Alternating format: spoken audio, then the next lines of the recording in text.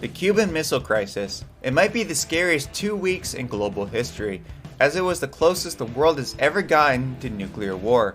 When the United States discovered that the Soviet Union was setting up nuclear missiles on the island of Cuba, we all knew that the world as we know it would never be the same. Hello everyone, welcome to Top 10 History, your hub for historical lists and amazing history facts. Today we're going to go over the top 10 amazing facts about the Cuban Missile Crisis. Make sure to watch until number 1 because the number 1 fact that we chose about the scariest 2 weeks in history might shock you. Before we begin, if you're new to the channel, make sure that you subscribe to the channel with notifications on because we release a new historical top 10 list every single day. Also, make sure to smash that like button. Alright everyone, let's get right into the video. Number 10. The Bay of Pigs invasion. During the time of the Cold War, there was nothing that the United States hated more than communism, but they were especially upset when they found out that a communist regime was set up right off the coast of Florida in what used to be America's summer playground. As a result, the CIA decided to launch a top-secret military invasion of the island nation of Cuba. This invasion was known as the Bay of Pigs invasion, which got its name from the beach in southern Cuba where the invasion took place. The invasion was a humiliating defeat for the United States, with the Cuban military suppressing the invasion within just 3 days. And to make things even worse, this defeat strengthened Cuba's position as well as strengthened their alliance with the Soviet Union. However, Castro feared that a full-scale invasion of Cuba was inevitable in the future, so it is believed that the Cuban Missile Crisis was set up in response to the Bay of Pigs invasion, in order to protect the tiny island nation with the threat of nuclear attack if the United States were to ever attack. Number 9. Operation Anadir. When the Soviet Union decided to set up their nuclear missiles in Cuba, they of course needed to be super sneaky about it, otherwise that could be a big problem if the United States found out about the plot. Now of course they couldn't name this plan Operation Place Our Nukes in Cuba, so they gave this plot a codename of Operation Anadir. As Cuba feared a full-scale invasion following the failed Bay of Pigs invasion, Fidel Castro made an agreement with Nikita Khrushchev to have Soviet missiles set up in Cuba in order to protect them from a possible attack. The placing of nuclear missiles in Cuba was also so that the Soviet Union could get even with the United States, as the United States had nuclear missiles stationed in Italy and Turkey, making most of the Soviet Union vulnerable to a nuclear attack. The Soviet Union wanted the United States to have the same vulnerability. The Soviet Union lied to their own soldiers. Now this is something that might shock you, or maybe it won't. Operation Anadir was so top secret that the Soviet government didn't even tell their soldiers where they were going. This was known as the strategy of Maskirovka, which translates to denial or deceptions. The 40,000 Russian soldiers who were sent to Cuba were told that they were being sent to the far eastern part of the Soviet Union. Expecting to be sent to a very cold region, the soldiers packed a lot of winter clothes and ski boots. Little did they know, they were not being sent to a frozen hellscape, but they were instead being sent to a tropical paradise in the Caribbean.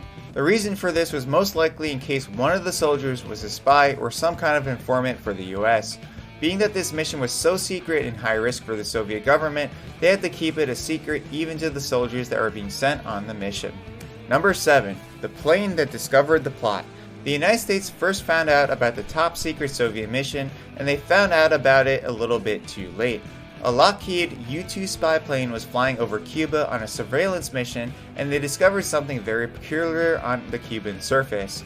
But the funny thing is that the reason that they were so late in discovering the missiles is that the US put a temporary 5-week suspension on aircraft flying over Cuba.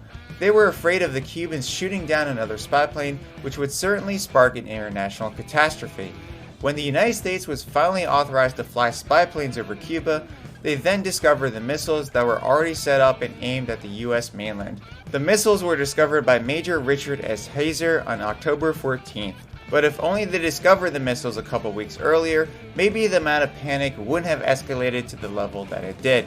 Number 6. XCom. When Major Richard S. Hazer discovered the nuclear missile being set up in Cuba, current US President John F. Kennedy had to take immediate action, realizing the United States was under the threat of nuclear attack. He formed a group of key national security advisors, which he called XCom. XCOM stands for the Executive Committee of the National Security Council, and this group was formed in order to respond to the Cuban Missile Crisis. The group had to decide on their next course of action in order to deal with the Cuban and Soviet threat.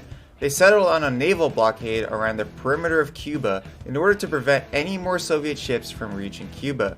They went for this option because it seemed the least aggressive and was the least likely option to provoke a Soviet attack.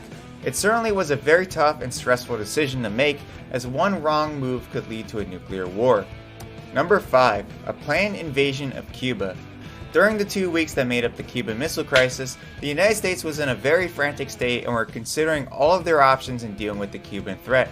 President John F. Kennedy broke the news to the nation about the situation in Cuba, as well as the naval blockade that was happening in response to it. The Navy blockade was mostly successful, as there was never any military engagements being executed from either side. However, the blockade did not cause the Soviet Union to back down. There was no signs that they were going to ship their missiles out of Cuba. Because of this, the United States started to prepare for a full-scale invasion of Cuba. They also armed their nuclear missiles and were ready to launch a nuclear strike on the Soviet Union at any moment, assuming that the Soviet Union would retaliate in event the US invaded Cuba. This again was the closest the world ever came to experiencing a nuclear war. Both sides were prepared to push the button at a moment's notice. Number 4. The compromise that saved the world. Tensions were high, and that was an understatement. People all over the world were holding their breath and were ready for the worst, which was nuclear Armageddon. Kennedy and Khrushchev were fiercely calling each other with the hopes that a peaceful agreement could be met. On October 28th, that agreement was finally met. The Soviet Union agreed that they would dismantle and ship their entire nuclear arsenal out of Cuba under the condition that the United States would not launch an invasion of Cuba unless Cuba were to attack first. There was also another agreement for the US to also dismantle and ship out their nuclear arsenal stationed in Italy and Turkey. However, this detail was not disclosed to the public, most likely because Kennedy wanted the people to feel like they were safe. And all of this happened on the day before the United States was supposed to set the date and time for an invasion of Cuba. These negotiations were made just in time. If they were a day later, we might have already seen the world's first nuclear war. Number 3. The Soviet officer who saved the world. There was a very specific moment where nuclear war could have broken out during this crisis. The day before the compromise between Kennedy and Khrushchev, there was an incident involving the United States naval blockade. The Navy warships began dropping explosives underwater in order to force any submarines below to resurface so that they could be identified. There was a Soviet submarine down below who happened to be armed with a nuclear torpedo. Since the submarine hadn't been in contact with the outside world for several days, they were under the impression that war had already broken out with all of the explosions detonating near them. The captain of the submarine wanted to launch the nuclear torpedo at the US fleet, which would require a unanimous vote between the 3 officers on board. 2 of the officers voted to launch the nuke, but one officer named Vasily Arkhipov voted against it, turning down the idea.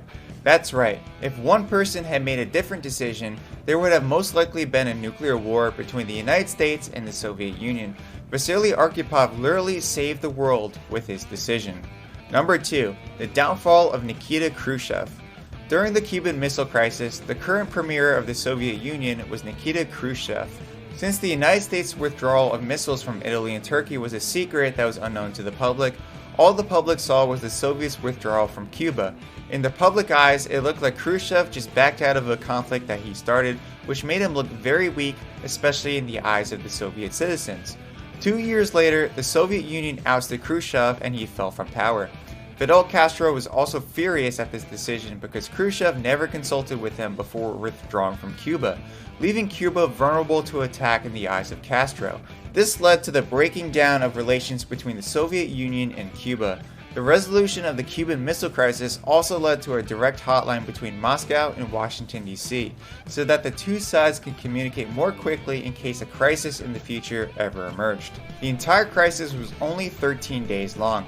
What a lot of people don't realize is that the Cuban Missile Crisis was an ordeal that was relatively short, with only a 13-day span between when the missiles were first discovered and when the missiles were dismantled and shipped out of Cuba.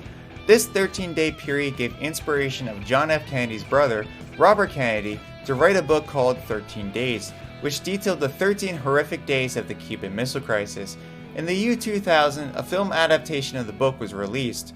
It was 13 long days of extreme tension. It was the closest that the world ever got to a full-out nuclear war, and the world gave one gigantic breath of relief when those 13 days were over.